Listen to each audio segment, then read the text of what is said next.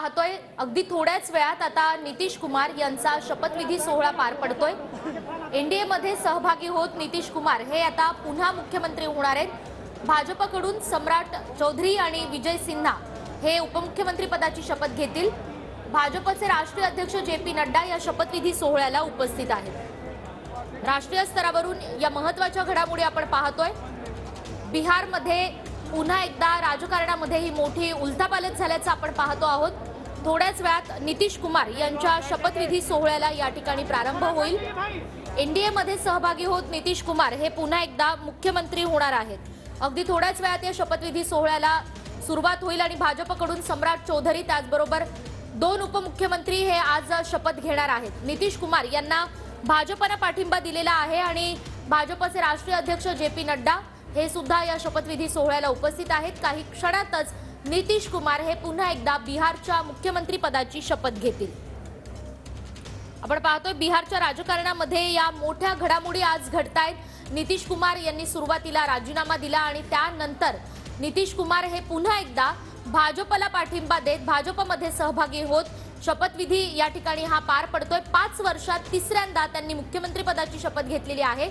अगदी काहीच क्षणामध्ये नितीश कुमार हे पुन्हा एकदा मुख्यमंत्री पदाची शपथ घेतील आणि त्यांच्या सोबतच आणखी दोन उपमुख्यमंत्री सुद्धा या ठिकाणी शपथ घेणार आहेत। दोन उपमुख्यमंत्री अर्थातच भाजपचे आहेत। आपण पाहतोय नितीश कुमार यांची 24 वर्षांमध्ये 9व्यांदा त्यांनी मुख्यमंत्री पदाची शपथ घेतली। 1977-1980 मध्ये हरणोत मतदारसंघातून त्यांनी निवडणूक लढवली। दोन्ही वेळा त्यांचा पराभव झाला।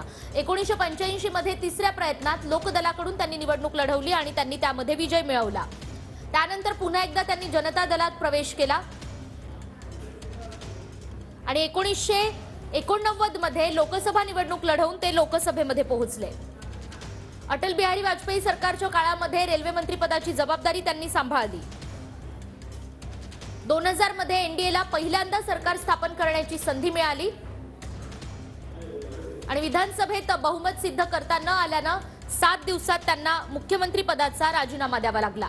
2005च्या निवडणुकीमध्ये भाजपच्या पाठिंब्याने नितीश कुमार हे दुसऱ्यांदा बिहारच्या मुख्यमंत्रीपदी विराजमान झाले। तर 2014च्या लोकसभा निवडणुकीमध्ये पक्षाच्या खराब कामगिरीमुळे त्यांना आपल्या पदाचा राजीनामा द्यावा लागला।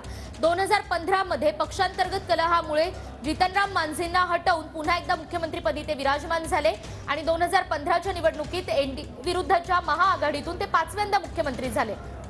त्यानंतर 2017 मध्ये आयआरसीटीसी घोटाळ्यात तेजस्वी यादव यांच्यावर भ्रष्टाचाराचे आरोप झाले आणि त्यानंतर पुन्हा एकदा बिहारच्या राजकारणामध्ये मोठी उलथापालथ दिसून आली।